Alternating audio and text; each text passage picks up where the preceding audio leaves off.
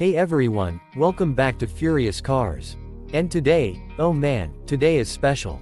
We're talking about a name that practically vibrates with muscle car history, the 2026 Mustang Boss 429. Yeah, Ford finally brought it back, and they didn't just throw the badge on a regular Mustang and call it a day.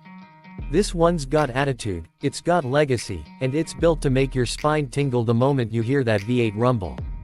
So before we fire up this beast, make sure to smash that subscribe button, turn on notifications, and get ready, because this is the kind of car you don't just drive, you experience it.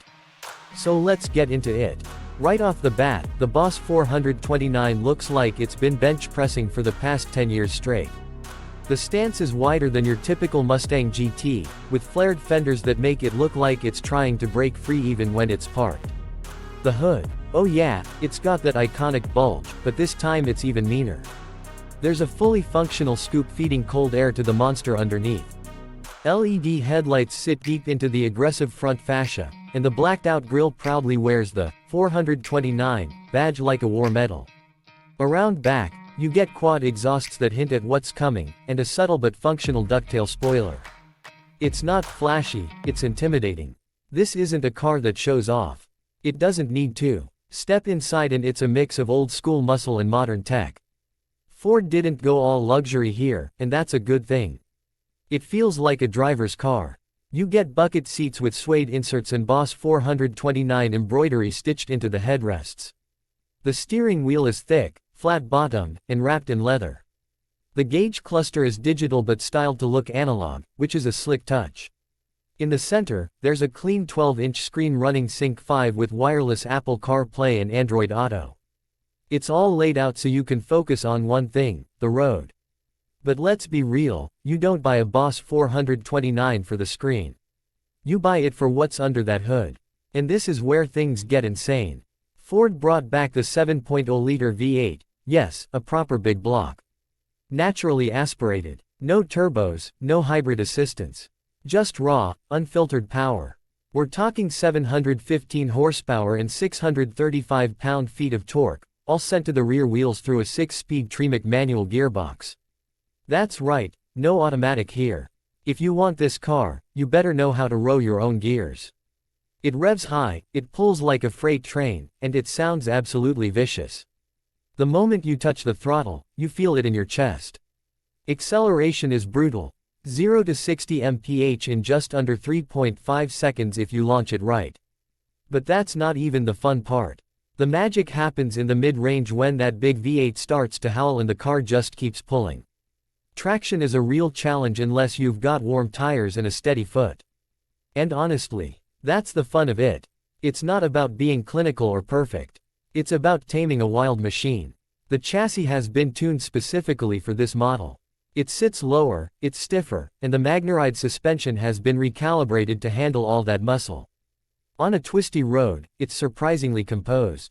It doesn't feel like a boat, it feels tight, grippy, and alive. And that's a big deal for a car this powerful. The brakes. Massive Brembos, 6-piston in the front, with ceramic options if you really want to push it.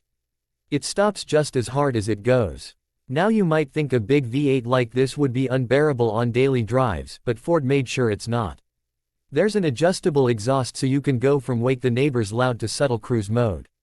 In comfort mode, it's totally drivable. In Sport Plus, it's an absolute animal. You get drive modes, launch control, line lock for burnouts, and even a no-lift shift feature so you can slam gears without lifting off the throttle. It's a muscle car, but with a brain. Tech-wise, it's got all the modern goodies, blind spot monitoring, rear camera, adaptive cruise control if you option it, and even track telemetry so you can time your laps or measure G-forces. There's no compromise here. It's modern muscle, but it respects its roots. One of the coolest parts. There's a special Heritage Edition with throwback paint jobs like Grabber Blue, Wimbledon White with black stripes, and that classic Boss side graphic. But even if you go for the base version, which, let's be honest, is still insane, you're getting one of the baddest machines on the road.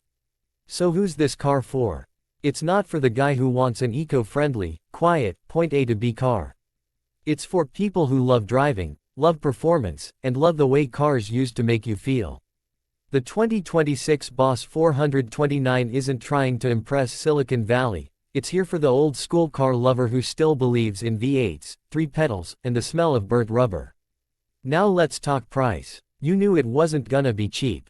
The 2026 Mustang Boss 429 starts at around $85,000, but once you start adding the track pack, Heritage Edition, and carbon fiber extras, you're looking at closer to $105,000 fully loaded. But honestly, for what it is, and what it represents, it's worth every cent. So what do you think? Did Ford absolutely nail the return of the Boss 429, or did they go too far into modern territory? Let me know in the comments below. That's it for this one, thanks for riding with me. Don't forget to like, subscribe, and turn on the bell icon so you don't miss any more epic car reviews. This is Furious Cars, and I'll see you in the next one.